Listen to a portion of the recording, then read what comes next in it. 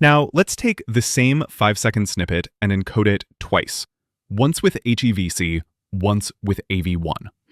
Side-by-side codec showdown. I like it. And outputs land in foot/codecs, right? Neat and tidy. Right. Then we compare size and speed to see who wins this round. So we are not ditching H.264 yet. This is just exploration? Exactly. Think of it as a small taste test. We try HEVC and AV1 on the same clip to see their behavior. Because codecs evolve, and our pipeline should be ready when the industry shifts. Right. HEVC already has strong hardware support on Apple devices. AV1 is extremely efficient, and its adoption is growing. So this tiny 5-second sample gives us a clean comparison without committing to anything. We are using CRF for both HEVC and AV1. Why not force the same bitrate? Because we want a fair comparison of efficiency.